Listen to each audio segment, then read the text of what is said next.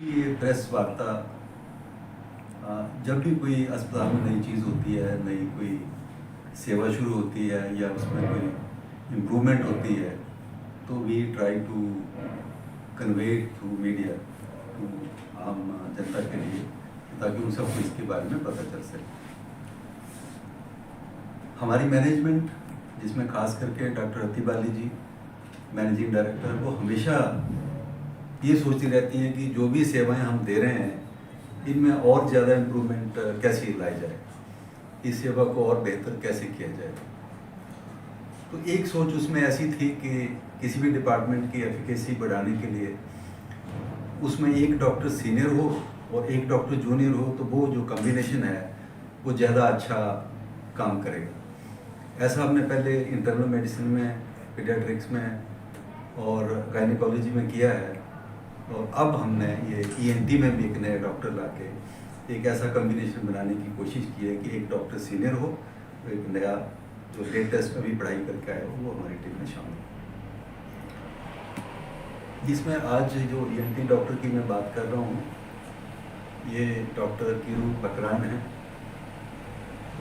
ये बेसिकली पौंडीचेरी, जिसको अभी पुडुचेरी के नाम से पुकारते हैं, वहाँ से बिलोंग करते हैं। उनका बड़ा ही ब्रिलियंट एकेडमिक करियर है सारे का सारा, और देश के जो चार जो टॉप के हमारे मेडिकल इंस्टीट्यूशंस हैं उनमें आता है, जैसे एम्स, पीजीआई और जीपीएच पुडुचेरी और सीएमसी वेलोर। तो इन्होंने अपनी जो एमबीबीएस है वो पुडुचेरी में जिपमेर से की है, वहाँ इनका बहुत अच्छा रिकॉर्ड है।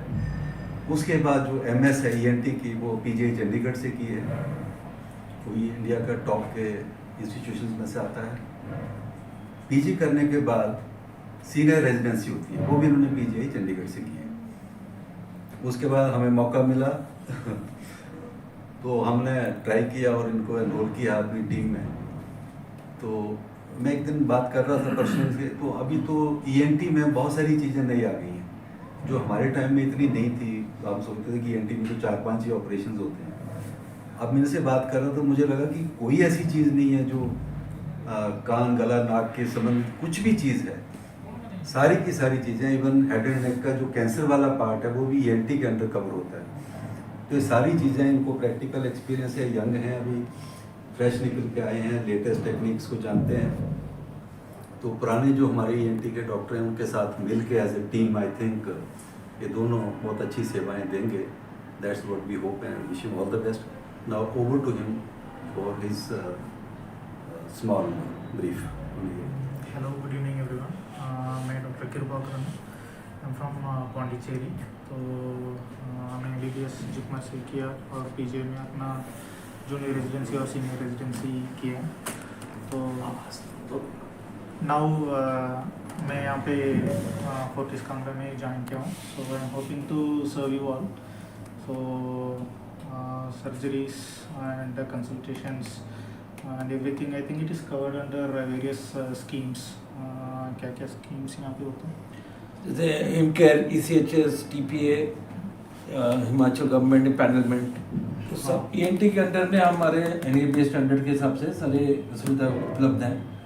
तो कैशलेस फैसिलिटीज़ भी पूरी उपलब्ध हैं under ECHS and TPA and Himcare. तो डॉक्टर किरू बकरान जितनी भी सर्जरीज हैं, जो भी कोड्स अवेलेबल हैं हिमकेयर में, वो मुफ्त IPD में प्रदान कर सकते हैं। तो बता दीजिए क्या क्या सर्जरीज बच्चों में टॉन्सिल्स होते हैं, एडिनोइड्स होते हैं, और वो सब हम कर सकते हैं। तो when it comes to nasal surgeries, तो मोस्टली पॉलिप्स होता है, तो या ट्यूमर्स होता है, बहुत बिनाइन होता है, मैलिग्नेंट होता है, मतलब कैंसर की तरफ भी होता है, नॉन कैंसरस ट्यूमर्स भी हो सकता है, वो सब हम ज़रूर एड्रेस कर सकते हैं।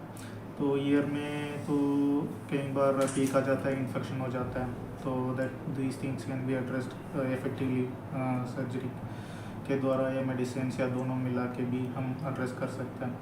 तो coming to cancers, head neck cancers होते हैं जो मुंह पे, फेस पे या नेक पे, यहाँ पे कैंसर्स होता है, या सांस को द्वारा के ऊपर पर जो लैरिंग्स कहते हैं, तो इन सब चीज़ों में हम एड्रेस कर सकते हैं। तो लैरिंजियल डिसऑर्डर्स होता है, तो आवाज़ बदलावत होता है, तो causes can be either साधारण causes होता है पॉलिप्स ये सब चीज़, तो मैलिग्नेंट causes होता है कैंसर या ट्यूमर की तरह होता है, ये सब हम एड्रेस कर सकते हैं ज़रूर।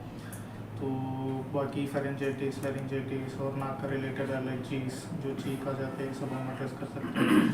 सो स्लीप डिसऑर्डर्स जो कहते हैं ऑब्स्ट्रक्टिव स्लीप एपनिया, लोग तो सोता है तो उनको कराटा आता है, जब तक कराटा होता है उसको प्राइमरी स्नोरिंग कहते हैं, it's not a big issue, but उसी की वजह से सांस रुक के कुछ लोग रात को नींद से उठ के फिर सोता रहता है, इसको ऑब्स्ट्रक्टिव स्लीप एपनिया कहते हैं, उनको भी इलाज होता है। तो एक properly evaluated subset of patients को हम या कोई ट्रीटमेंट के द्वारा या मशीन्स के द्वारा या सर्जरी के द्वारा उनको ठीक किया जा सकता है। स्नोरिंग पेशेंट को ट्रीटमेंट मिल सकता है, परमानेंट जो है वो ठीक हो सकता है? हाँ जी, नॉट जस्ट स्नोरिंग में दो चीज़ होता है, एक तो प्राइमरी स्नोरर्स होता है, so if they want treatment for that can be tried, but दूसरा चीज़ होता है ऑब्स्ट्रक्टिव स्लीप एपनियास। तो ऑब्स्ट्रक्टिव स्लीप एपनियास यही होता है कि नींद के समय पे जितना हवा लंग्स में पहुंचना चाहिए वो पहुंच नहीं पा रहा है, क्योंकि जब तक अंदर की जो टिश्यूज़ होता है रिलैक्स हो जाता है सोते के समय पे, विच इज़ नॉर्मल, बट जब रिलैक्स होने के समय पे the tissue bulk is more and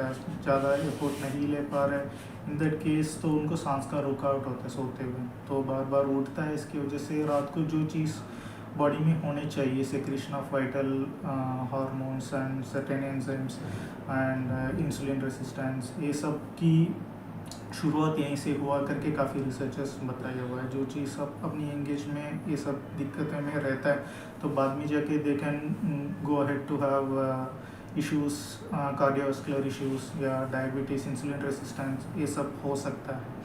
so these things can be prevented if treated earlier. Snoring problem मतलब किस खाने पीने की वजह से होता है कि किस वजह से होता है? खाने पीने की वजह से नहीं होता है, उसको काफ़ी फैक्टर्स। अल्कोहल रीज़न है कि नहीं है? अल्कोहल इज एसोसिएटेड, अल्कोहल एक तरह का एसोसिएशन होता है, हेड एंड नेक कैंसर्स में भी अल्कोहल एंड स्मोकिंग एक काफ़ी एसोसिएशन रहता है। तो मेनली जो ओबीस पेशेंट रहता है, तो ओबीस पेशेंट रहता है जिसकी टंग नॉर्मल सी बड़ी साइज में रहता है, जिसको टॉन्सिल्स होता है, एडिनॉइड्स होता है, तो या किसी को एनाटॉमिकल बनावट ऐसे ही हो, अपने मैंडिबल थोड़ा पीछे की तरफ रहता है या मैक्सिला की पूरा डेवलपमेंट नहीं हुआ तो भी पीछे रह जाता है, इन सब चीज़ हाई रिस्क में आता है।